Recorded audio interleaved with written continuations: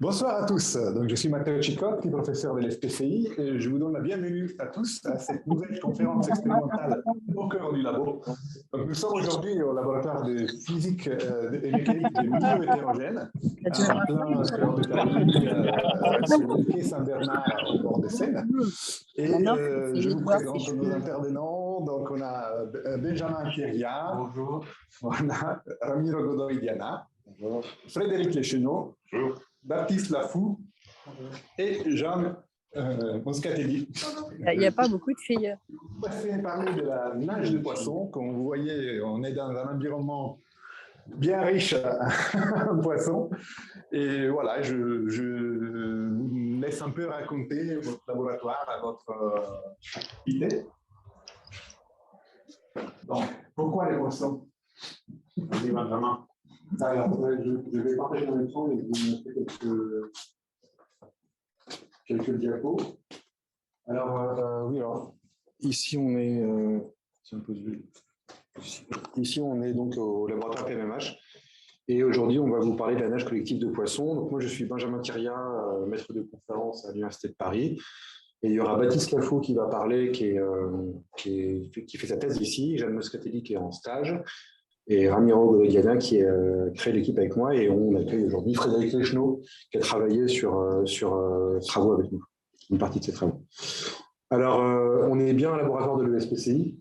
En ce moment, on est hors les murs parce qu'il y a beaucoup de travaux, et donc on a été délocalisé à Jussieu. Mais pour ceux qui hésitaient, donc on est à Jussieu et on espère pouvoir revenir à l'ESPCI très bientôt quand ce sera prêt. Voilà. Alors, plus précisément, nous, on est l'équipe biolocomotion et fluide structure interaction, et interaction fluide structure, et on travaille essentiellement sur les animaux, et notamment sur des travaux qui sont bio-inspirés. Donc, vous avez pas mal d'exemples ici sur autour là, sur ces photos-là, et on travaille notamment beaucoup sur la locomotion animale, les comportements collectifs, mais aussi d'autres choses. Et puis, l'idée, en fait, la philosophie de l'équipe, c'est de réussir à travailler sur des expériences qui sont modèles, donc des modèles très simplifiés de choses compliquées qu'on trouve dans la nature, et de le caractériser expérimentalement et avec des modèles. On aura le temps d'y revenir pas mal.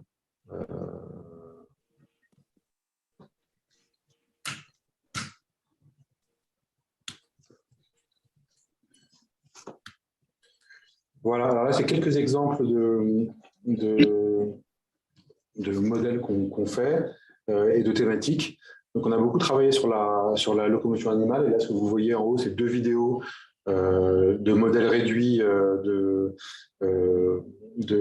pour étudier le vol battu et puis la nage des poissons en guiliforme. Et puis, on a aussi des choses sur les poissons dont je vais parler un peu plus, on va tous parler aujourd'hui. Et on a aussi toute une partie sur la récupération d'énergie, soit par l'énergie éolienne, soit l'énergie de vague. Voilà. Et donc aujourd'hui, ce qu'on va faire, c'est qu'on va vous parler plus particulièrement de la nage des poissons. Donc, il y a 2 aspects dans la nage des poissons. Il y a un aspect mécanique, on va essayer de comprendre comment un poisson va pouvoir optimiser sa propulsion et la façon dont il va nager. Et puis un autre aspect qui nous intéresse aussi beaucoup, c'est le comportement collectif. Donc comment les poissons en banc vont collectivement prendre une décision. Et donc, pour ça, nous, on est dans un laboratoire de physique, hein, donc on fait des modèles simplifiés, on travaille avec des choses qui peuvent rentrer dans un laboratoire. Donc, nous, on travaille avec des poissons qui sont centimétriques. Ce que vous voyez ici, c'est un poisson zèbre. Donc, c'est de l'ordre de 3 à 5 cm. Et donc là, on le voit juste évoluer dans un aquarium circulaire. Et on s'aperçoit tout de suite d'une chose, c'est qu'en fait, ils ne font pas de nage continue, mais ils font ce qu'on appelle une nage intermittente. C'est-à-dire qu'ils vont alterner des phases où ils vont bouger leur corps, ils vont créer de la propulsion qui va leur permettre d'avancer, et une phase où ils vont se laisser glisser. Je veux écouter une conférence. Et donc la phase active et le burst, donc on appelle cette nage le burst and coast.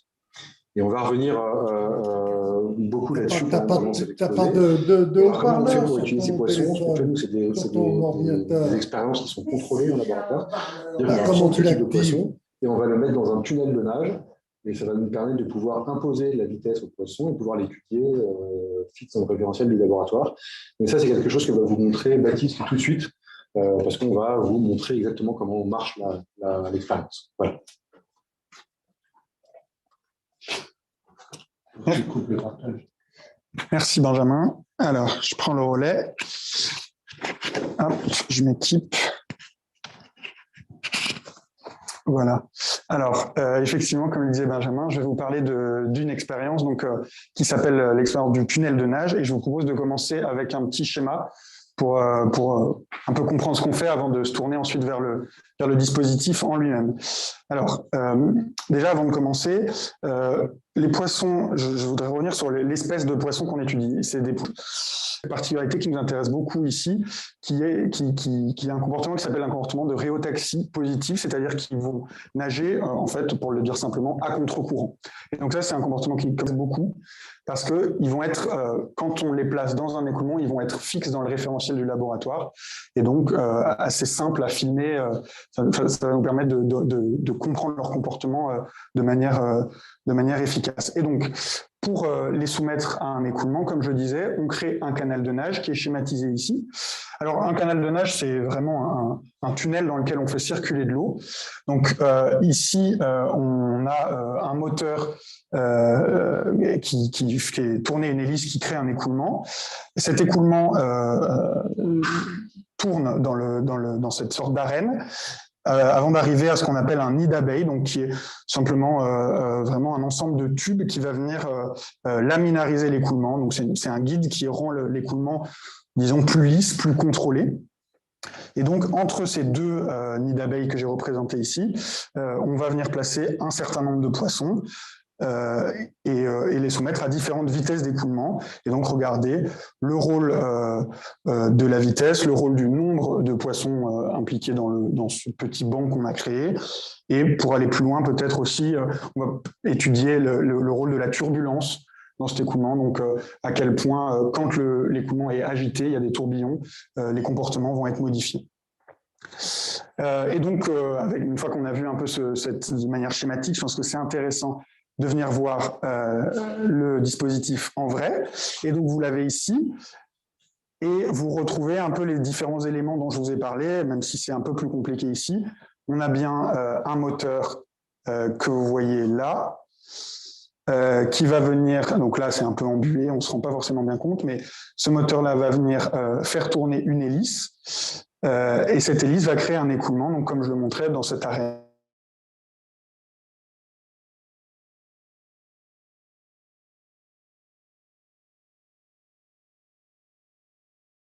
Là. Et donc là, vous retrouvez bien qui vont venir nager dans ce canal-là. Alors, quelque chose que vous n'aviez pas forcément dans le schéma, mais que vous retrouvez ici, c'est ce miroir-là. On ne se rend pas compte que c'est un miroir, mais c'est bien un miroir, qui va venir. Donc, ça va nous permettre de voir de deux façons différentes les poissons qui nagent. Alors, là-haut, on enregistre en fait ce qui se passe. Voilà. Donc, grâce à cette caméra qui est placée au-dessus du dispositif, on enregistre tout ce qui se passe. Et donc, ce miroir va nous permettre de voir à la fois ce qui se passe du dessus et ce qui se passe dans la hauteur. Donc ça, c'est quelque chose de très intéressant. On va pouvoir regarder le mouvement en 3 dimensions. Un point qui est intéressant à noter ici aussi dans ce dispositif, c'est qu'on éclaire par le dessous avec des LED infrarouges, donc qui vont créer une lumière que ni les humains ni les poissons ne voient. Et donc ça, c'est assez important parce qu'en fait, les poissons, ils ne sont pas du tout habitués à être éclairés par le dessous. Donc on ne veut pas les déranger en leur créant un environnement qui serait étrange pour eux. Donc on les éclaire grâce à une lumière qui n'est pas visible. Et donc je vais passer tout de suite à l'action en activant le moteur. Donc on va le faire tourner à une vitesse raisonnable en espérant que les poissons réagissent. Voilà, là, il nage. Alors, j'espère que c'est visible. Alors, je vais augmenter légèrement la vitesse. Voilà. Donc là, l'ordre de grandeur de la vitesse, c'est quelques... on appelle ça des body lengths par seconde, donc quelques longueurs de corps de poisson par seconde. C'est une vitesse qui est assez habituelle pour ces poissons.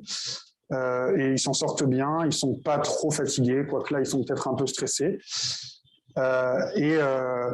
Ce que vous pouvez voir, bon alors il y en a un qui est un peu énervé, mais ce que vous pouvez voir, c'est que, on va réussir à le voir, voilà. Alors, on peut voir, comme le disait Benjamin, quelque chose d'intéressant, c'est qu'ils font une nage intermittente. Voilà, c'est pas tout à fait clair, on va essayer de voir des vidéos ensuite où ce sera plus évident, mais ils nagent de manière intermittente, donc avec des moments où ils poussent avec leur queue, ils ondulent leur queue, et ensuite ils relâchent. Alors là, ils sont à la limite disons, d'une vitesse qui devient importante pour eux, donc ils sont presque en train de battre de la queue tout le temps, mais si vous êtes attentif, vous pouvez voir des moments où ils relâchent leur effort. Bon, c'est pas extra concluant, mais c'est les aléas du direct et de la biologie. Donc je peux vous montrer une récupère avec la caméra que vous avez vue tout à l'heure. Donc là, avec un poisson, on voit ce genre de choses, et là, je pense que c'est plus évident. Le poisson alterne entre des moments où il bat de la queue et où il se laisse glisser. Encore une fois, ici, il est un peu à la limite d'une vitesse qui serait considérée comme importante, et donc il bat presque tout le temps de la queue. Mais donc, ce comportement-là de burst and coast, comme le disait Benjamin, c'est quelque chose qui nous intéresse en particulier, et donc je vais le laisser continuer à vous expliquer les travaux qu'on a fait à ce sujet. Alors, je vais partager l'écran. Merci. J'en étais resté là. Alors, il se trouve que, comme je vous le disais tout à l'heure, on est dans un labo de physique, et donc on essaye de caractériser ces choses-là de manière quantitative. Et donc, ce qu'on fait, c'est qu'on prend, comme nous a montré Baptiste, on prend des images de ces poissons en changeant la vitesse de nage, c'est-à-dire qu'on les fait passer d'une vitesse où ils ont peu d'efforts à fournir à une vitesse où ils ont beaucoup d'efforts à fournir. Et puis, on va les observer. Donc là, vous avez typiquement des images qu'on a, là, vous voyez à gauche sur l'écran, où ce qui est entouré en rouge ici, c'est le poisson lorsqu'il est dans sa phase active, et puis derrière, c'est lorsqu'il est dans sa phase passive. Et donc, nous, ce qu'on peut faire, c'est avoir des mesures de plein de choses qui caractérisent la nage expérimentale. Donc, on va pouvoir calculer, par exemple, le temps qui va rester à produire une force de propulsion, le temps qui va rester passif, l'amplitude du battement de la queue, la fréquence du battement de la queue, etc. etc. C'est des choses qu'on peut faire assez facilement en laboratoire et puis les caractériser proprement. Et quand on fait ça, on tombe là-dessus. Et donc là, vous avez en gros la fréquence du cycle de nage, vous avez l'amplitude du battement de la queue, comme je disais, et puis le temps qui va rester, par exemple, à créer de la propulsion. Et donc à partir de ça, on s'est demandé dans l'équipe, est-ce que la façon dont nagent les poissons en fonction de la vitesse qu'on leur impose, c'est quelque chose qui va être optimisé ou pas? Et c'était une question qu'on se posait sur la mécanique de nage. Et il se trouve que, en fait, expérimentalement, c'est très très compliqué de mesurer l'efficacité d'un poisson, parce qu'il faudrait pouvoir, par exemple, mesurer le taux d'oxygène consommé, etc., en fonction de la vitesse, pouvoir faire des mesures un peu fines des mouvements créés dans l'écoulement, ce qui est très difficile de faire expérimentalement. Et donc, ce qu'on fait, nous, c'est qu'on fait appel au numérique, avec une collaboration qu'on a. Et donc, ce qu'on fait, c'est qu'on filme les poissons, on extrait leurs mouvements, et puis on les rentre dans un code d'ordinateur. Et puis, on recrée une simulation avec exactement le même mouvement que le poisson avait dans notre expérience, comme vous pouvez voir là, et on le met dans un code numérique et on retrouve cette limite de nage intermittente. Sauf que là, on peut aller mesurer l'efficacité. Et il se trouve que quand on regarde un petit peu pour toutes les vitesses, quand on recrée ce cycle d'action et de moments passifs et qu'on regarde un petit peu toutes les combinaisons possibles, on va chercher les combinaisons optimales, on s'aperçoit qu'en fait, ce que choisissent les poissons vraiment dans la vraie vie, c'est exactement ce qui optimise leur nage. Donc, ce que vous voyez là en point noir, donc les points colorés sont les points d'expérience que je vous ai montrés tout à l'heure, qui caractérisent la nage. Je le répète, c'est l'amplitude du battement de la queue, c'est le temps à rester à faire de la propulsion, etc., etc. Et on voit que ça colle exactement au système optimal trouvé numériquement. C'est-à-dire que le poisson lui-même choisit tous ces paramètres-là de telle façon que l'énergie dépensée pour nager est la plus basse possible. Voilà. Donc ça, c'était un des grands résultats qu'on a eu sur la mécanique de nage d'un seul poisson. Et c'est des choses que vous pouvez retrouver dans une publication qui est récente, si ça vous intéresse. Et puis maintenant, je vais repasser la parole à Baptiste, qui cette fois-ci va vous montrer ce qui se passe quand on met non plus un poisson dans le tunnel, mais quand on en met plusieurs. Donc là, il va y avoir l'aspect collectif qui va intervenir. Alors du coup, entre-temps, j'ai rajouté des poissons. Donc là, on en a 7 normalement qui nagent ensemble dans le canal de nage qu'on peut voir ici. Et une des choses que je vais essayer de vous montrer, c'est qu'on a une vitesse seuil à laquelle il se passe quelque chose de différent. Donc là, ils ne sont pas soumis à un écoulement, donc ils vivent leur vie relativement tranquillement. Et si on commence à les soumettre à un écoulement, ils vont se mettre à nager. Alors, ça leur met un peu de temps de réagir, mais ils vont le faire. Voilà, ils s'organisent. Alors, il se peut que les mouvements soient un peu erratiques, s'ils sont légèrement stressés. Mais c'est quand même assez parlant. On voit qu'ils s'organisent de manière assez régulière et puis qu'ils sont assez fixes. Ils sont assez fixes dans le référentiel. On a l'impression qu'enfin, par rapport à nous, ils ne bougent presque pas.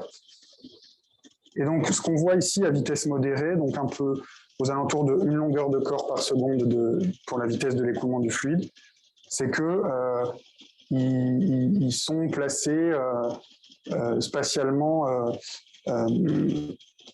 disons, dans une sorte de quinconce, sans forcément qu'on ait de position préférentielle. Et on va peut-être voir, donc j'espère que ça va marcher, mais si on accélère la vitesse de l'écoulement, on le fait petit à petit, ils vont avoir tendance. Donc là, on est plutôt aux alentours de 3 longueurs de corps par seconde. Voilà. Ça ne marche pas des masses, mais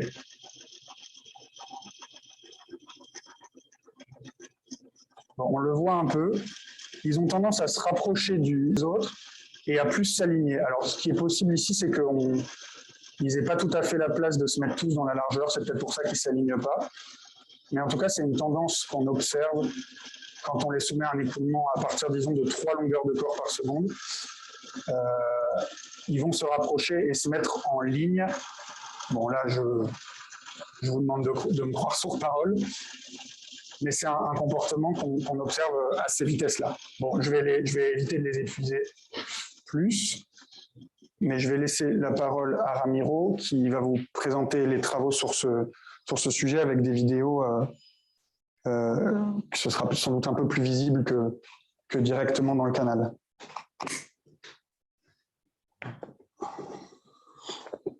Bonjour. Il faut que je...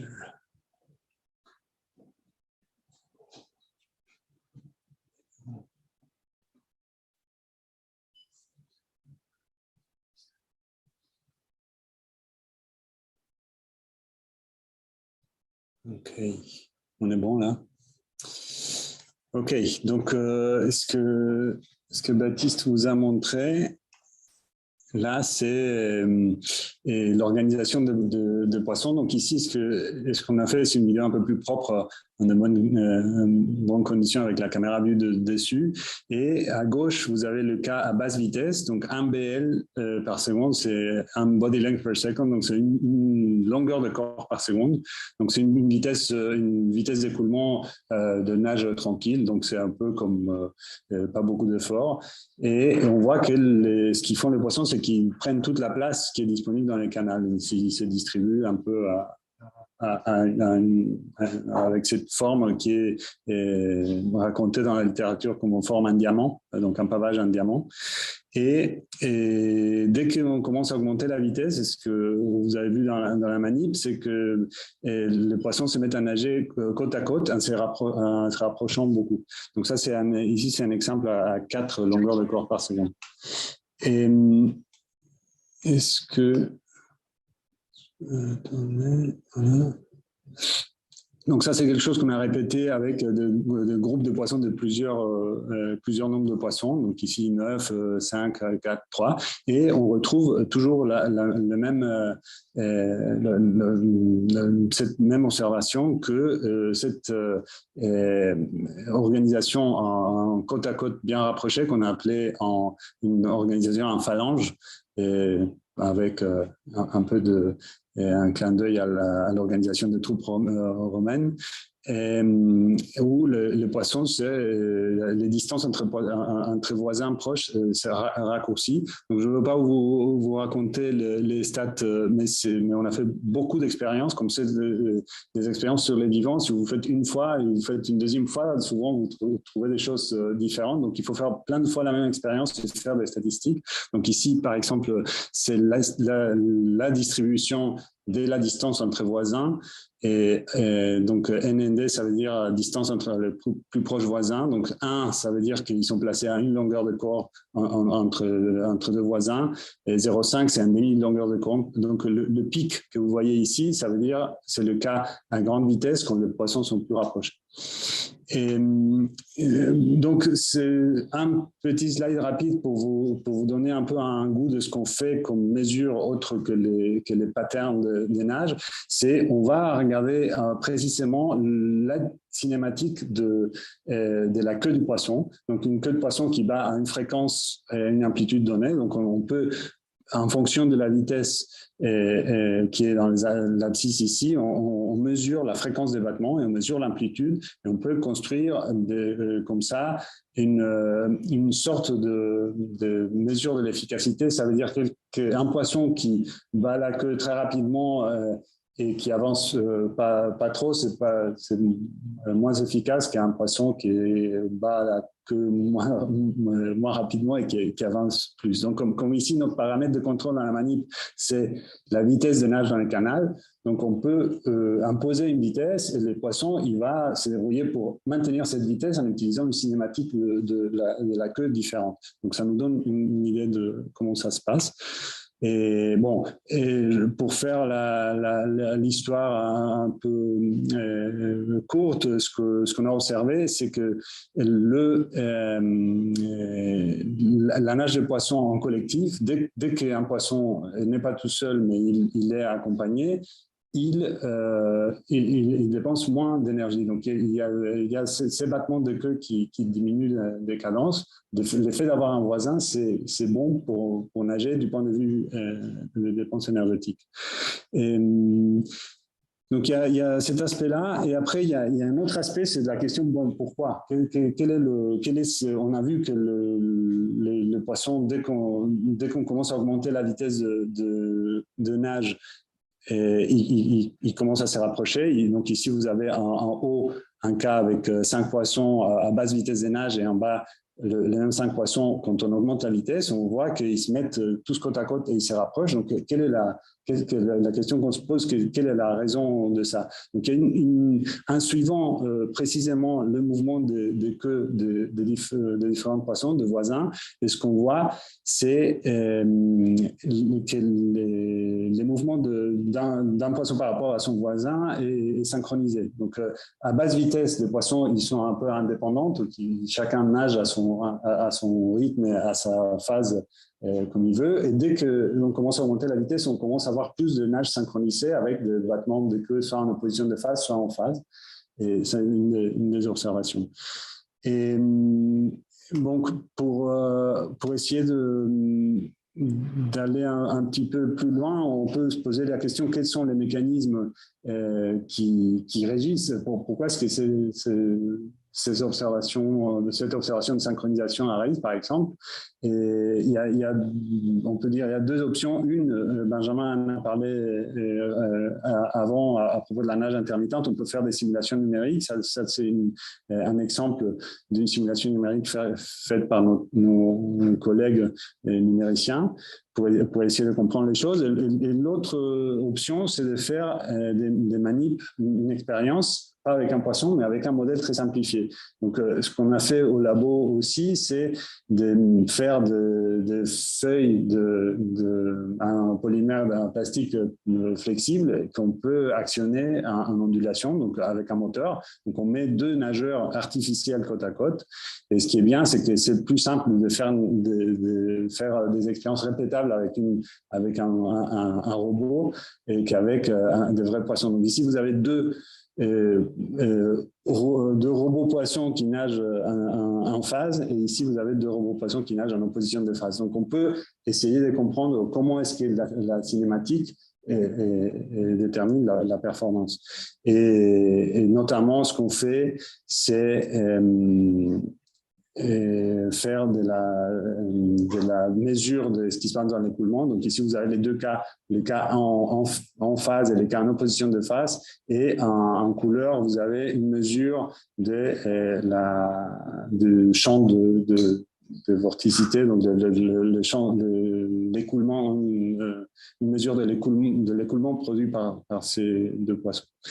Et, bon, je vais m'arrêter là pour aller au labo pour continuer avec ces questions de nage collectif. Donc voilà, là c'est ça. Ouais, vas-y. Je vais vous accompagner. Je vais vous accompagner voir Jeanne dans la salle juste à côté, qui vient de finir un stage sur ces questions de nage collective, et donc je vais vous montrer le dispositif expérimental sur lequel elle a travaillé. Enfin, c'est elle qui va vous le présenter. Voilà. À toi, Jeanne. Merci. Donc, comme on l'a dit plus tôt, je suis stagiaire ici au PMMH. Donc, je vais vous présenter l'expérience sur laquelle j'ai travaillé durant mon stage. Donc, cette expérience vise à étudier l'influence de l'intensité lumineuse sur les déplacements collectifs d'un banc de poissons de tétra à nez rouge. Donc, comme pour l'expérience de Baptiste, on va éclairer un bassin, cette fois-ci de 1 mètre sur 1,40 m, de sorte à ce que les poissons aient assez pour nager. Et on va l'éclairer avec des LED infrarouges, juste ici, de sorte à ce que les poissons tiennent à peu près à une distance de 1 à 2 body lengths, donc longueur de poisson, et que leur groupe est assez espacé. On observe également qu'ils sont très polarisés, ils vont dans la même direction de nage, et donc ils suivent des mouvements assez généraux. Voilà, on peut voir là par exemple qu'ils suivent leurs compagnons et qui sont assez polarisés. Voilà.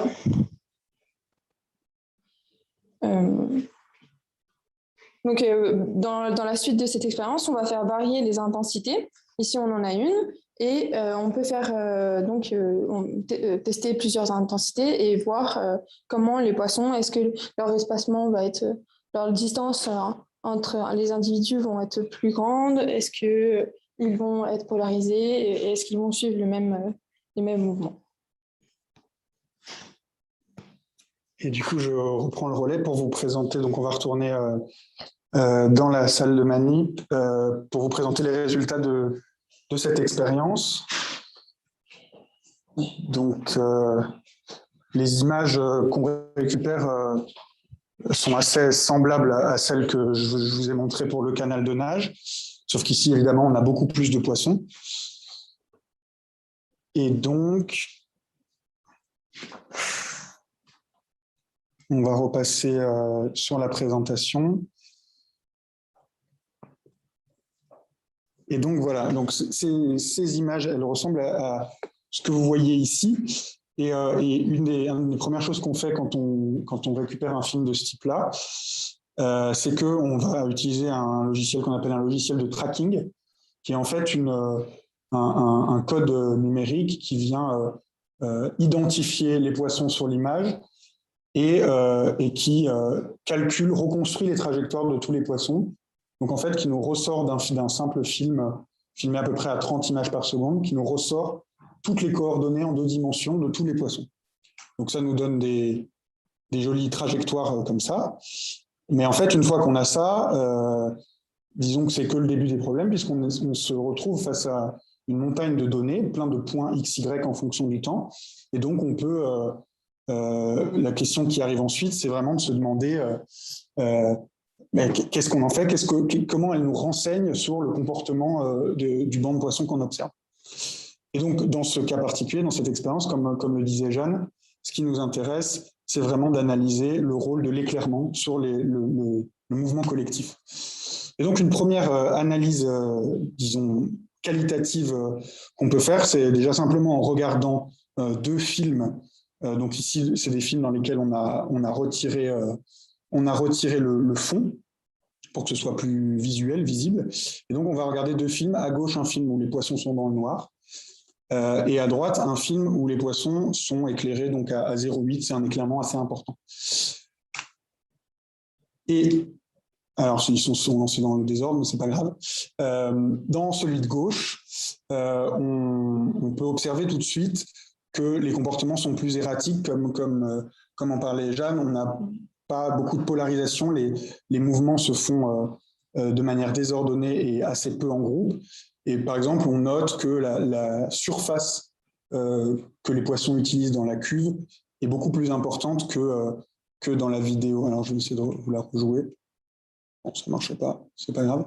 La surface qui est occupée par les poissons est beaucoup plus importante quand ils sont dans le noir que quand ils sont éclairés. Ça peut être dû simplement au fait que la vision est un mécanisme évidemment très important pour l'organisation spatiale d'un banc de poissons. Une fois qu'on a fait cette analyse qualitative, on a quand même envie de mettre des chiffres, des vraies valeurs, essayer de comprendre mathématiquement ce qui se passe. Et donc ça, évidemment, on le peut grâce aux données qu'on a récupérées grâce au logiciel de tracking. Et ça nous donne des images comme celle-là, donc de nouveau à gauche dans le noir et à droite dans un environnement beaucoup plus éclairé. Et on va s'intéresser à 2 mesures bien particulières. Donc ici que j'ai noté P et M. Donc P, c'est en bleu le paramètre qu'on va appeler un paramètre de polarisation, donc qui va valoir entre 0 et 1. Il vaut 0 si tous les poissons regardent dans une direction différente et 1 s'ils vont tous dans le même sens. Il y a également le paramètre M, donc paramètre de milling ou taux de rotation, qui est ici en orange et qui lui nous renseigne sur à quel point les poissons sont en train de tourner autour de leur centre, disons autour du centre du groupe. Et donc, ça vaut entre -1 et 1, selon la direction dans laquelle ils sont en train de tourner, et 0 s'ils ne sont pas en train de tourner.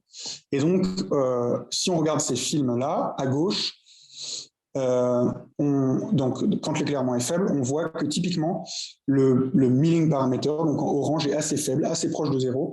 Et c'est effectivement ce qu'on voit dans notre donnée. Donc ça, c'est vraiment extrait d'une expérience. Le comportement ne présente pas de forme de mouvement collectif clair et il est relativement désordonné.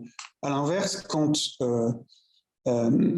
l'éclairement est plus important, on voit tout de suite qu'on a souvent des phases de taux de rotation beaucoup plus importantes et c'est typiquement ce qu'on voit ici. Ça se traduit par des mouvements beaucoup plus clairs et beaucoup plus, des mouvements de rotation très, très visuels, qu'on comprend bien. Et donc, on a envie de regarder cette donnée, notamment de milling, de rotation, pour tous les éclairements qu'on peut étudier. Et donc, ces différents éclairements, on les a catégorisés de 0 à 1, en fait, c'est le niveau de gris de l'image qu'on projette. Et donc, ces données, cet ensemble de données, c'est ce qu'on voit sur ce graphique ici, rapporté pour 2 groupes de poissons différents, un groupe plus petit de 23 poissons et un groupe de 56 poissons. Alors, ce qu'on peut dire tout de suite en voyant ce graphique, c'est que dans le cas du plus petit groupe pour 23 poissons, il y a peu de comportement de rotation. Le paramètre de milling est faible, toujours assez proche de 0, et donc c'est un comportement qu'on va assez peu voir. En revanche, pour les groupes plus importants, donc notamment pour le groupe de 56 poissons ici, on a un comportement en rotation qui est de plus important. Donc la moyenne du taux de rotation sur une expérience est de plus en plus importante au fur et à mesure qu'on augmente l'éclairement.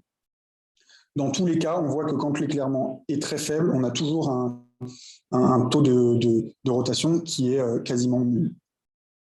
Donc, comme première conclusion, ça c'est des travaux préliminaires que je suis en train de mener dans ma thèse, mais comme première conclusion qu'on peut avoir sur cet ensemble de données, c'est de dire qu'évidemment, il apparaît assez clairement que la lumière est une donnée très intéressante et ça se traduit par le fait que la vision est une capacité sensorielle qui est essentielle pour l'organisation et le mouvement collectif.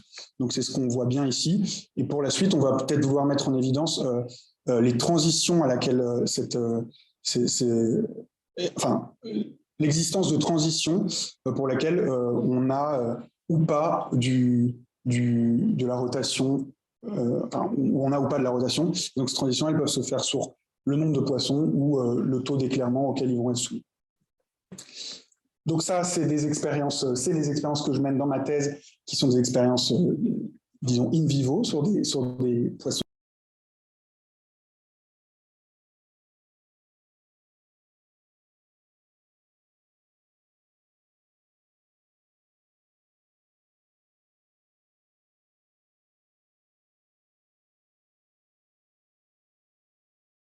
Sont placés. Et donc ça, c'est ce qu'a fait, Frédéric Leschneau, à qui je vais laisser la parole pour la suite.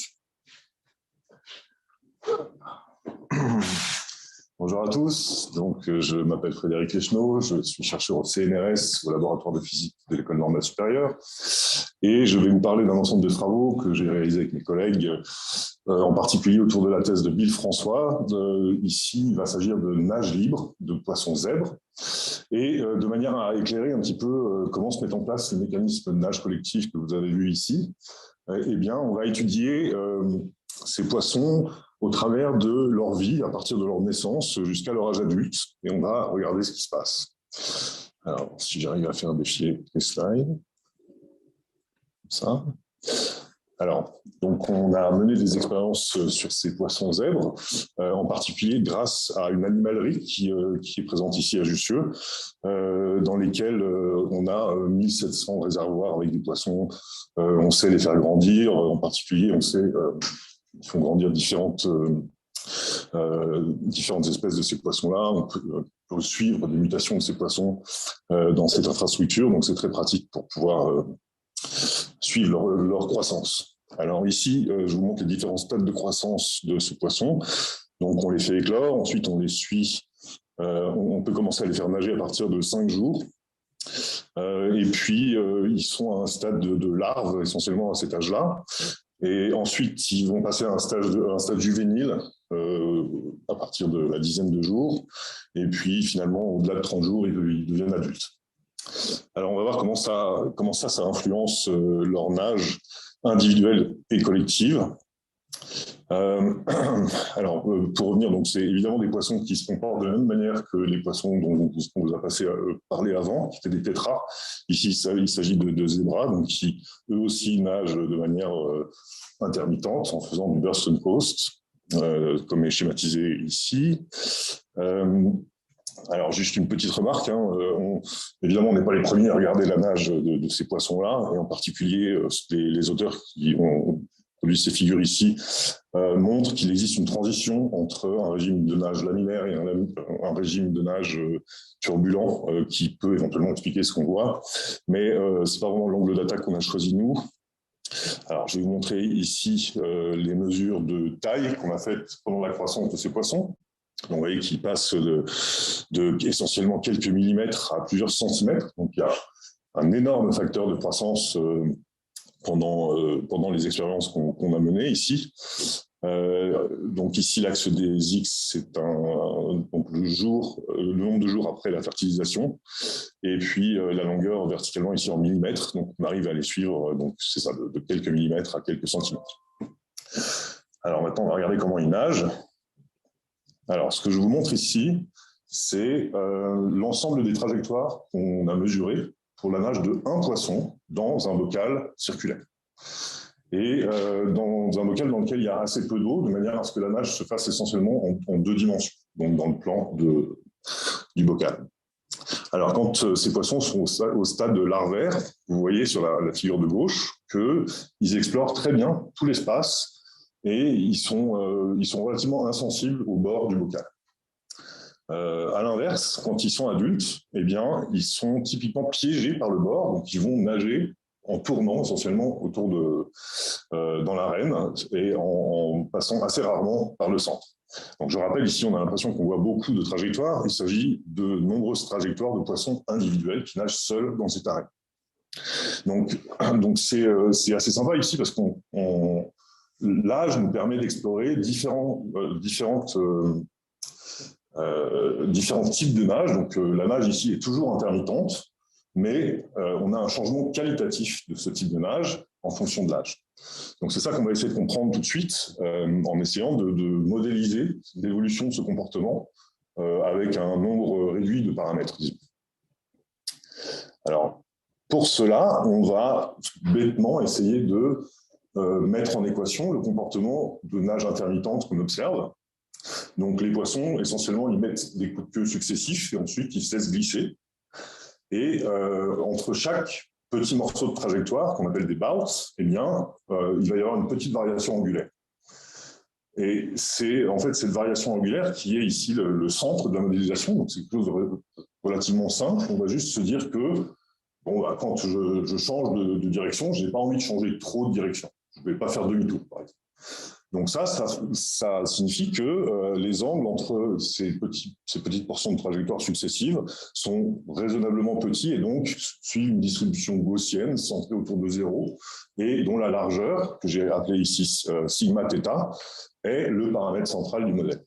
Okay, donc à partir de ça, on peut faire nager un ou plusieurs poissons en se donnant la règle suivante. Entre chaque portion de trajectoire, je vais tirer un angle au hasard. C'est comme ça que je vais changer d'angle. Et si ça m'amène à un endroit où il y a un obstacle, eh ben, je retire cette variable aléatoire et je réessaye, essentiellement. Alors, si ça m'amène dans le bord du système, je réessaye. Et si ça m'amène à traverser un voisin, je réessaye encore de la même façon. Donc, comme ça, à chaque fois, je tire un angle qui me permet d'avoir une trajectoire qui est permise par le système. Donc ça, c'est mon modèle qui est très, très simple, qui est basé sur l'évitement et le fait que la distribution d'angle entre les différentes portions de trajectoire est centrée autour de 0. Alors, ce modèle très simple, il a les vertus suivantes. Il permet en particulier de décrire une transition entre un poisson qui explore très bien l'espace, quand la largeur de cette distribution est suffisamment grande, vers une situation où le poisson suit les bords quand la distribution est suffisamment serrée. Le mécanisme c'est bête, c'est quand il est sur le bord en fait et qu'il veut faire son bout, eh ben, il va essayer de continuer dans sa direction. Donc il essaye de continuer essentiellement sans changer d'angle. Et si ça l'amène dans le bord, eh ben, il va se décaler essentiellement juste pour éviter le bord quand la distribution est suffisamment serrée. Et puis de proche en proche, on sent que ce mécanisme, ça va le faire suivre le bord. Si la distribution est suffisamment large, évidemment, on perd cette perception du bord et le poisson explore très bien tout le système.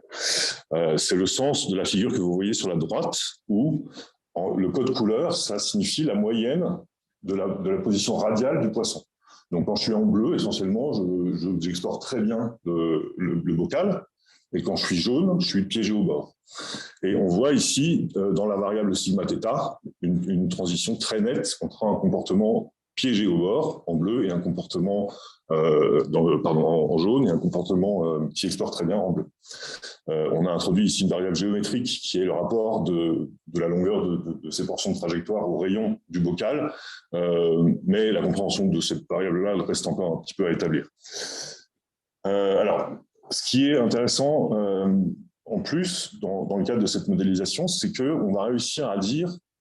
alors, la première chose qu'on aimerait dire, c'est qu'on comprend ici que pour passer du stade larvaire au stade adulte, donc on a confiné le système quand les poissons grandissent, et on a vu dans les parties précédentes, en particulier au travers de ce que Baptiste vous a raconté par rapport à la vision, donc il semblerait que la vision soit un mécanisme très important pour comprendre la trajectoire de ces poissons. Et ici, il y a un certain nombre de résultats de la littérature qui montre que les yeux des poissons, quand ils deviennent adultes, se rapprochent du centre, et donc il semblerait que l'angle de vision de ces poissons, effectivement, se resserre.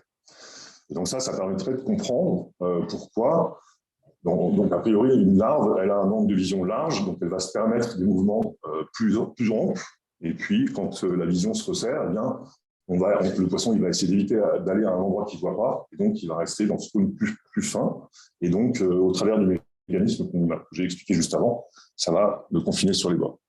Donc on a l'impression d'avoir compris un petit mécanisme simple qui permet de comprendre cette transition entre les poissons qui explorent très bien l'espace et les poissons qui sont confinés au bord. Alors ce modèle, il a une vertu supplémentaire, c'est que, et on s'y attendait pas trop en fait quand on a écrit tout ça, c'est que quand on fait nager ces poissons, donc ici c'est des zébras, mais essentiellement ils se comportent de la même manière que des tétras dans une arène. Alors bon, juste pour donner l'échelle ici, les poissons ils font à peu près 2 cm de long, il y en a 80 dans l'expérience que vous voyez sur la gauche. Et la chose qui saute aux yeux ici, c'est qu'ils nagent tous dans la même direction en tournant autour de l'arène. Donc ils sont ici collectivement confinés plus ou moins sur le bord. Okay, et à droite, ce que vous voyez, c'est 80 poissons qui respectent strictement juste les règles que je vous ai énoncées juste avant. À savoir, ils vont faire des petites portions successives, et puis, s'ils rencontrent un obstacle, ils vont réessayer. Donc, on réussit à reproduire le mouvement collectif de ces poissons, en particulier de la polarisation de leur nage, en mettant exclusivement des ingrédients qui sont répulsifs. Donc, on invoque évidemment la vision ici, donc ils vont éviter les obstacles. Mais contrairement à pas mal d'articles dans la littérature qui essayent de reproduire ces mouvements d'alignement en mettant des termes d'alignement dans les équations, eh bien ici, il n'y a que de la répulsion, et pourtant, cette répulsion, elle permet d'observer ce mouvement collectif de poissons qui se suivent et qui tournent collectivement dans la... Voilà, donc c'est à peu près là où on en est dans la modélisation de ces aspects de nage collectif. Alors, bon, deux, trois mots de conclusion, on va s'arrêter là. Je voulais vous remercier d'être venus nous écouter. Voilà. On peut peut-être tous se regrouper pour saluer les gens qui sont venus nous écouter. Bon.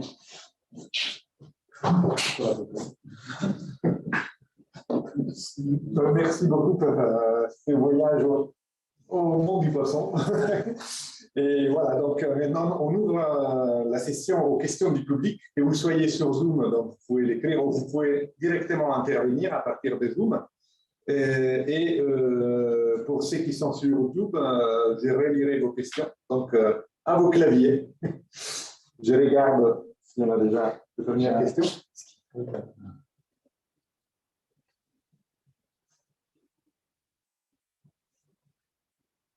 Je leur laisse en mute, non?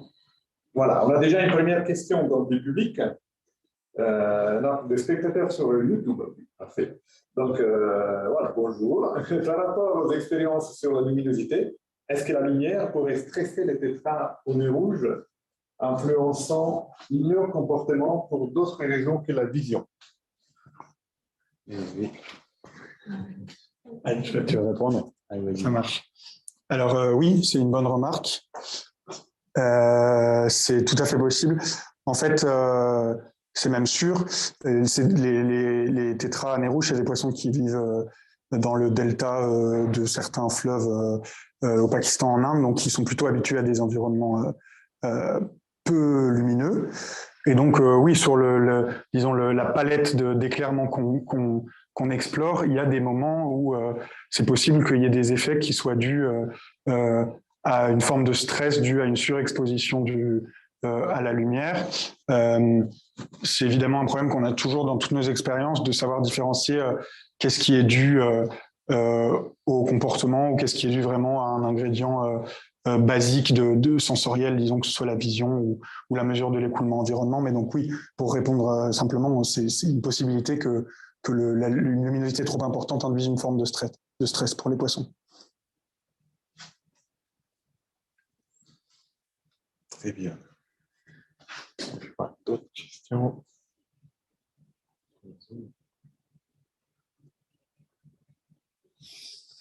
Je pose moi déjà une question. Mais dans les fonds, est-ce qu'on se fait une raison de pourquoi ces poissons ont envie de nager contre courant et rester chez vous dans la même position, peut-être dans une rivière aussi? Est-ce qu'ils ont envie de rester au même endroit de la rivière plutôt que bouger Déjà, est-ce que c'est des poissons de rivière? Est-ce que les poissons de la mer aussi s'y intéressent à nager contre courant? Bon, cette histoire de la rhéotaxie, et c'est quelque chose qui est très répandu. Je pense que c'est en fait, ça il faut poser. On n'a pas de biologistes dans l'équipe, c'est ça le problème. On improvise. Mais il y a une question les capteurs, il faut réfléchir à quels sont les capteurs de l'environnement que les poissons ont. Donc, il y a d'un côté la vision, on a parlé pas mal de vision ici avec l'éclairage, mais il y a aussi des capteurs de pression et d'écoulement. Donc, on n'en a pas parlé, les poissons, ils ont un organe qui s'appelle la ligne latérale, qui est un organe apparenté à l'oreille interne. Donc, c'est quelque chose un organe cilié qui permet de sentir les fluctuations de pression et l'écoulement. Donc, c'est les moments où le poisson sent que l'écoulement s'accélère, et il y a une information. Donc, c'est après la raison de pourquoi est-ce que je décide de ne pas me laisser m'emporter par l'écoulement et je vais nager contre. Je pense qu'il peut y avoir plein de raisons. Je n'ai pas une réponse définitive. Très bien. On a une question du public en live, donc Mathilde et Didier, si vous voulez parler directement. Il faut que... Ah oui, est-ce qu'il faut que... Comment on fait ça?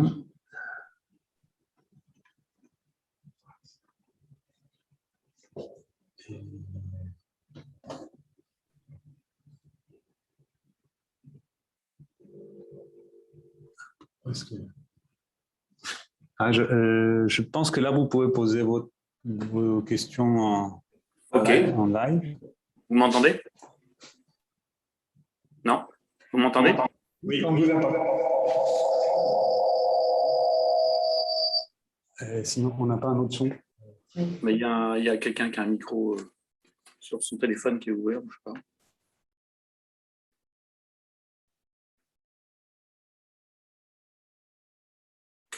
Allez-y, allez-y. Ouais. Donc, ma question, c'est en rapport avec l'énergie dispersée, l'énergie utilisée pour la nage des poissons. Donc, en observant, en lisant des articles sur d'autres animaux, par exemple les chouettes, je pense que c'est peut-être une analogie intéressante sur le vol des chouettes.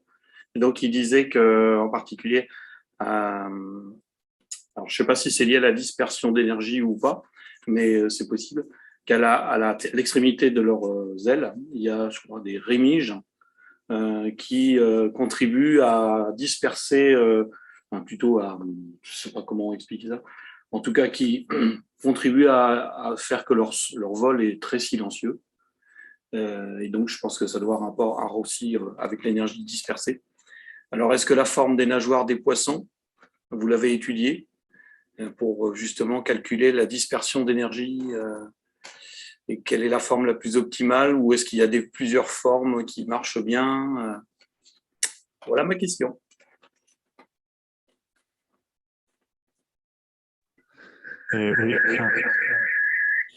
Oui, donc je vais... Là, c'est bon, non? Ok, on a un mix de microphones ici, désolé. Donc là, oui, c'est une question intéressante. En fait, c'est une question de mécanique des fluides. Et pour les questions d'aéro, il y a quand il y a un animal, une aile, une nageoire qui bouge dans un fluide, c'est plein de tourbillons qui sont détachés, et la façon dont l'écoulement détaché par un individu est ressenti par les voisins. Et ça a à voir avec ce que je disais tout à l'heure de la ligne latérale, est importante, mais c'est quelque chose qui est très complexe dans un écoulement qui est très tridimensionnel. Donc, moi, sur la question plus spécifique de si on a étudié les formes des nageoires, etc., nous, on a pris les poissons, le système biologique qu'on a choisi tel quel, sans faire vraiment d'études sur la cinématique. On est resté sur quelque chose de très simplifié. Donc, on a fait du suivi de la ligne médiane pour regarder la cinématique de l'ondulation. Mais on n'a pas fait des manips, ce qui peut se faire, des manips de tuner, de changer la forme de nageoire de façon artificielle pour et voir comment ça affectent la nage. Mais bon, on va dire que c'est des choses qui ont à voir avec comment un individu ressent l'écoulement produit par le voisin et qui se passe aussi chez les poissons comme ça se passe chez les chouettes. Est-ce que je rallume le son? Une question plus technique ici. Donc, par rapport au tracking, expérimental. Ouais. Donc, est-il possible de savoir ce que vous utilisez? Est-ce que vous l'avez développé vous-même On va laisser parler Baptiste, la jeunesse. Je ne m'attendais pas à une question là-dessus, mais je peux répondre. C'est une partie assez importante du travail et assez compliquée, en fait, effectivement, de reconstruire les trajectoires des poissons une fois qu'on a une vidéo, notamment parce qu'il arrive malgré tout qu'ils se croisent, et donc ça peut vraiment compliquer les choses. Quand on affecte une identité à chaque poisson, on aimerait bien que ça reste le poisson 1 reste le poisson 1 pendant toute la vidéo, et ça, c'est assez compliqué. Pour faire ça, on a, disons, une méthode qu'on utilise la plus aujourd'hui, qui est le code Fast Track. Donc, si vraiment vous voulez entrer dans les détails, qui a été développé d'ailleurs à côté d'ici dans l'équipe de Raphaël Candelier. Et donc, il y a un logiciel assez simple qui reconstruit les trajectoires juste, disons, en interpolant quand il perd quand il perd l'identité d'un poisson, par exemple, à cause d'un croisement, il va venir interpoler, donc recréer cette trajectoire sur tous les points qu'il n'a pas. Et après, on peut faire des choses plus compliquées, mais qui sont plus, disons, chronophages en termes de temps de calcul. Par exemple, ce que fait le code ID Tracker, donc là, qui a été développé, je ne saurais plus dire.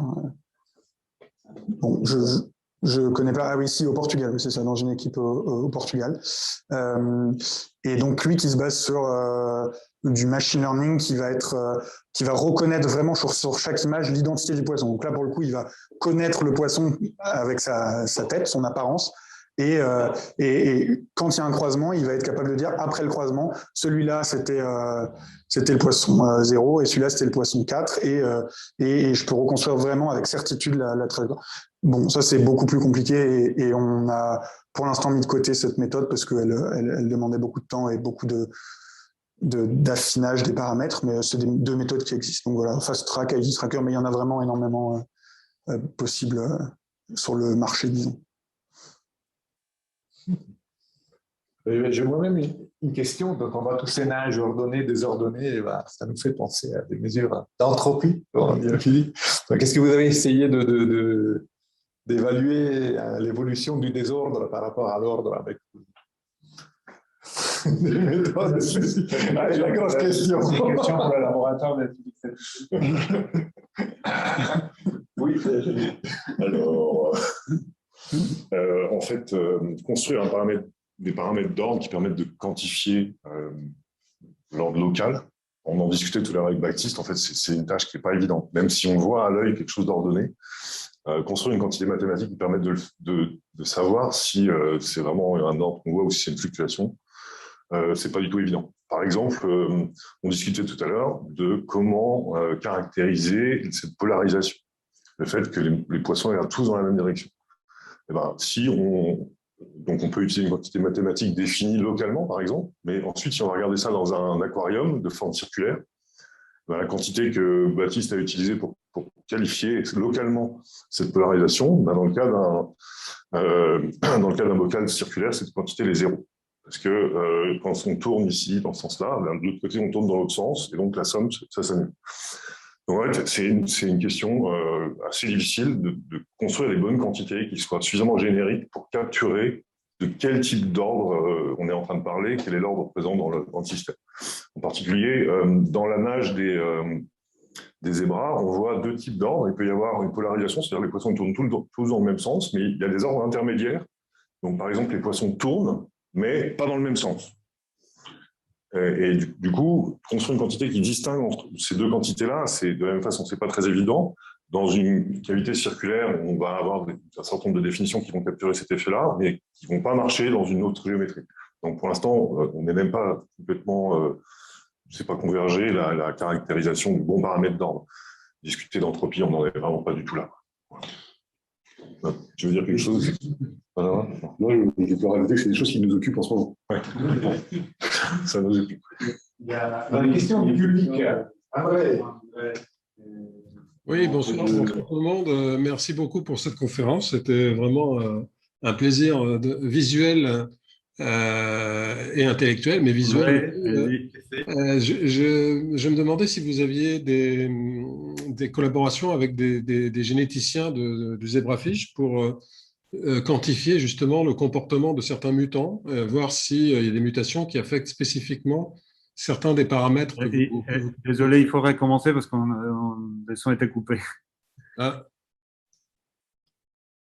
D'accord. Donc, je recommence depuis le début? Vous avez entendu mes appréciations? Oui, depuis le début de la question, désolé. Ah oui, d'accord. Oui, donc, merci beaucoup pour la conférence d'abord, mais ça recoupe sans arrêt apparemment. C'est toujours coupé là? Là, c'est bon. C'est bon, c'est bon. D'accord. Donc, je me demandais si vous avez une collaboration avec des généticiens pour quantifier le comportement de certaines lignées de zébrafish, voir s'il y a des mutations qui affectent spécifiquement certains des paramètres que vous avez quantifiés. Et pour l'instant, nous, on n'a pas, on travaille qu'avec des wild type, donc avec des poissons sans aucune modif, mais c'est des choses qui se font. Et typiquement, les histoires de lignes latérales, il y a des mutations pour enlever les lignes latérales d'un côté, de l'autre côté pour les poissons, et ça permet de... C'est des choses qui sont intéressantes, par exemple, pour faire la part de qu'est-ce qui est le rôle du sensing de l'environnement par l'hydrodynamique et par rapport à la vision, par exemple. C'est des choses qui peuvent être intéressantes pour ça. C'est ça pour le coup. Et bon, comme vous l'avez dit, ça demanderait une collaboration plus étroite avec des biologistes, qu'on n'a pas fait pour l'instant. Merci. Merci. Deuxième. Du coup, je peux garder ce micro, je pense. Et oui, Mathilde et Didier.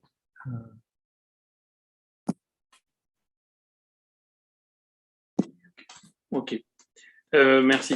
Une autre question sur toujours l'énergie et sur les applications qu'on peut faire. Donc, peut-être j'ai pas forcément tout bien compris votre présentation. Si je résume, le modèle numérique que vous avez établi pour simuler la nage des poissons est pas trop complexe. Il est relativement simple. Donc, il y a quelques années, il y a des expériences qui ont été faites pour faire de l'énergie à partir de mouvements qui reproduisaient un peu le mouvement d'un serpent. C'est, je sais pas, l'hydrolienne, je crois, ça s'appelait un truc comme ça. Quand ils ont mis ça vers l'Hague ou dans ces coins-là. Et donc, c'est l'expérience de l'EDF, je crois, essayer de faire ça. Et je ne sais pas le résultat, mais je n'ai pas eu l'impression que ça marchait super bien. Alors, d'après ce que j'ai compris, il n'y avait qu'un seul appareil. Et là, dans vos expériences, on voit que quand on est en banc, donc on arrive à optimiser davantage l'énergie, la dépense d'énergie. Et donc, à l'inverse, si on est dans... si on arrive à dépenser moins d'énergie, peut-être on peut plus facilement la récupérer pour pouvoir en produire davantage. Il y a donc plusieurs dispositifs hydroliens qui sont couplés. Est-ce que cette expérience-là a déjà été mise en place quelque part dans la vraie vie pour produire de l'énergie à plusieurs?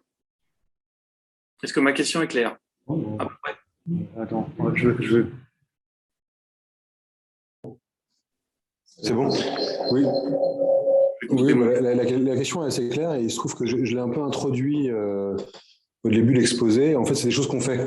C'est-à-dire qu'on travaille donc sur la conversion d'énergie, c'est-à-dire comment le poisson, en se déformant, va transmettre de l'énergie au fluide et pouvoir se propulser. Et on fait l'inverse aussi, c'est-à-dire qu'on regarde comment un écoulement fluide peut déformer une structure afin de récupérer son énergie. Et il se trouve qu'on travaille non seulement sur des systèmes comme ça, mais qu'en plus, ça fait intervenir aussi un effet collectif. C'est-à-dire qu'on regarde, par exemple, sur une forêt artificielle d'obstacles qui peuvent se déformer, comment on va pouvoir optimiser l'espacement entre ces objets pour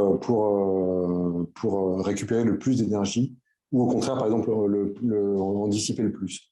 Et je trouve que ce dont vous parlez est exactement ce qu'on fait, qui est une autre thématique du labo.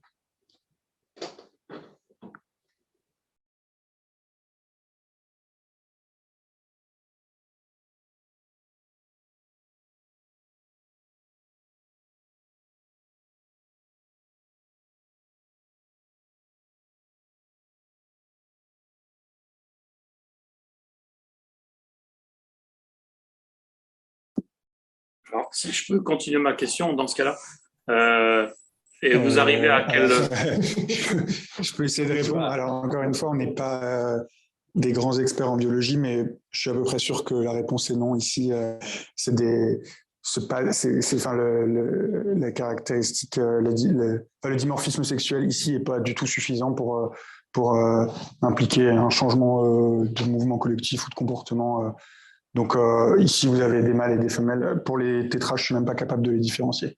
Les zébras, je peux dire avec l'habitude lequel est mâle, lequel est femelle, mais les tétras, ça fait vraiment aucune différence. Et en l'occurrence, ils ne se reproduisent pas non plus dans les conditions dans lesquelles ils vivent ici, donc il n'y a même pas de question de cycle reproductif. On évite ce genre de complexité.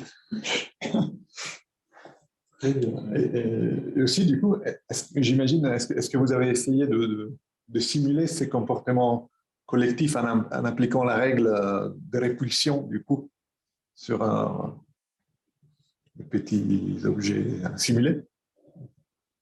Ouais, ce qu'on a montré tout à l'heure, c'est une simulation. Alors, ça marche très bien. Ça avait l'air vrai. C'est tellement bien simulé. Oui, celle-là. Ça, c'est la simule et ça, c'est les vrais poissons.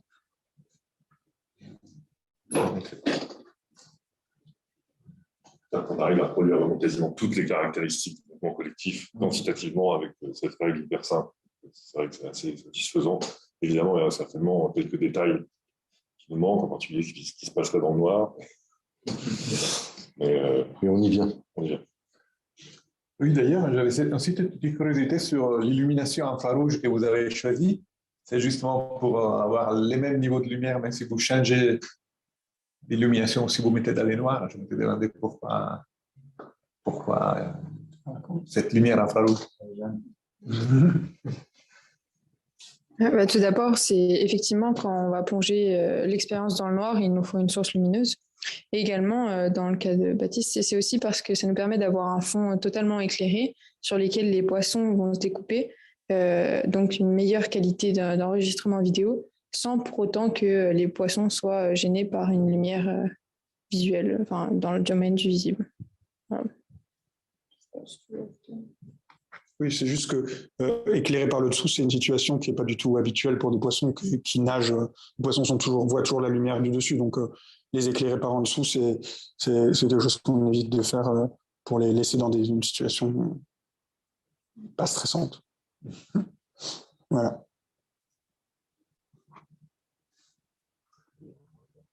Le flux.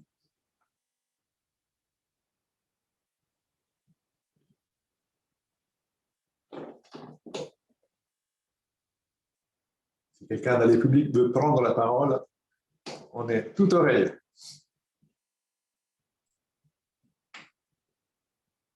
Il y a une question, je crois. Deux questions. Oui, si j'ai le droit à une deuxième question. Je me demandais si on pouvait essayer de donner de fausses informations visuelles aux poissons avec une image miroir ou en projetant des images de poissons sur le bord de l'aquarium. Est-ce que ça a un sens de faire une chose pareille? Et est-ce qu'on pourrait avoir des informations supplémentaires sur la façon dont ils utilisent l'information visuelle pour se déplacer? Et ça c'était un des soucis qu'on avait au début des manips. les parois en verre du canal réfléchissent de l'image. Donc, le poisson, il se colle au mur parce qu'il pense qu'il y a un autre poisson de l'autre côté. Et donc, c'est une question intéressante. Et on l'a pas encore un peu modifié pour l'utiliser comme perturbation. On l'a pour l'instant essayé d'empêcher les reflets pour pas avoir ces sources-là, mais c'est des questions qu'on se posait. Ouais. Merci.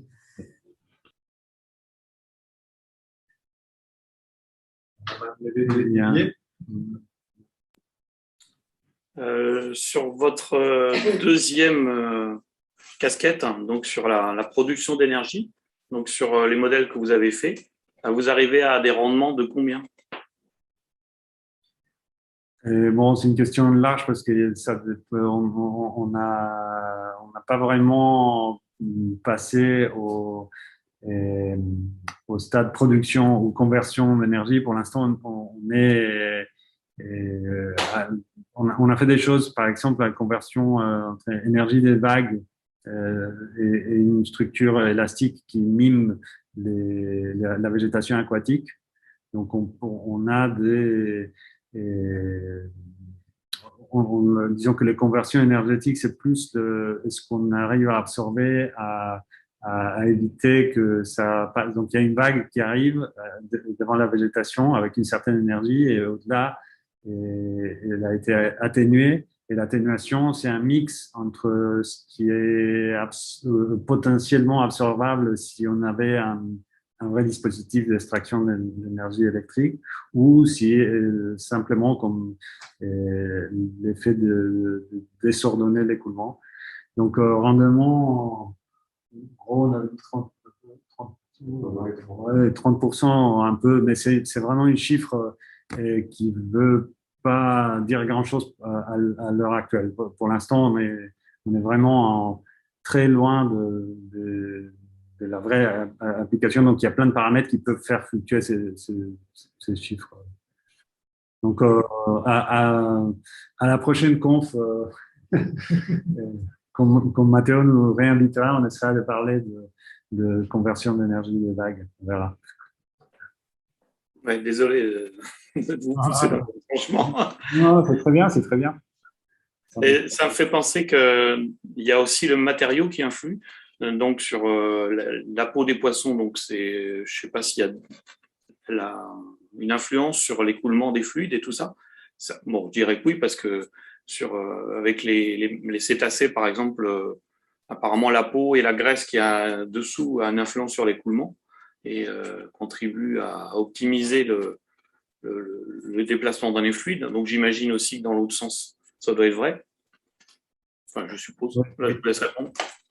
Oui, je dis la réponse est oui, certainement, mais c'est des choses où, encore une fois, on prend le modèle biologique avec toute sa complexité et c'est pas un paramètre sur lequel on a le contrôle pour pouvoir dire un truc quantitatif.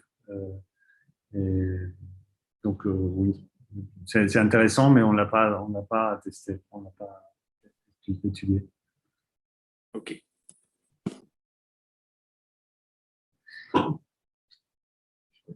J'ai vu, vous avez montré des simulations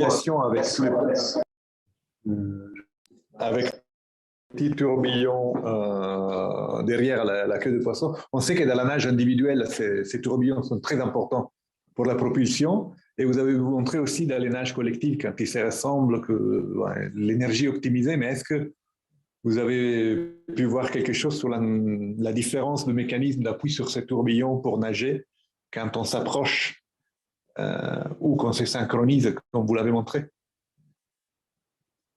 Oui, alors en fait, je ne sais pas si on peut dire que les tourbillons sont très importants pour la propulsion, c'est plutôt qu'on voit dans les tourbillons la façon dont le poisson s'est propulsé. Et donc c'est une trace de ce qui s'est passé avant. plutôt que la cause, en fait. Et du coup, j'imagine, on n'a pas fait ni les simulations avec beaucoup de poissons, ni les expériences avec beaucoup de poissons, mais j'imagine que comme l'énergie est optimisée pour le groupe, on retrouverait ça dans des turbines. Et après, c'est une façon de voir la chose qui est... Ce qui est important, c'est pas de faire un tourbillon, c'est d'accélérer de l'eau derrière. D'ailleurs, les tourbillons, plus on laisse des tourbillons derrière, ça veut dire que moins on est efficace. Parce que... Comme pour les avions. Ouais, exactement. Ouais. Ok, les contraires. Très bien. Voilà, voyons si on a encore des mains levées ou des questions.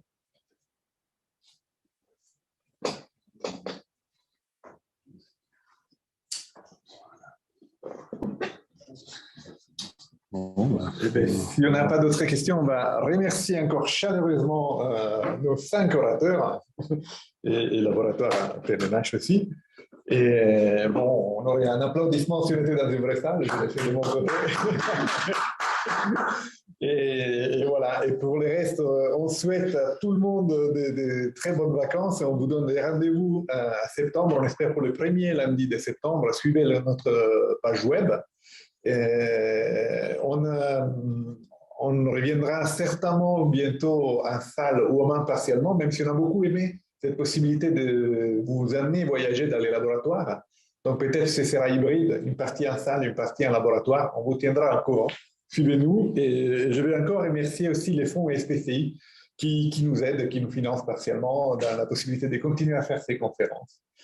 Donc voilà, bonne soirée à tous, bons étés. Et...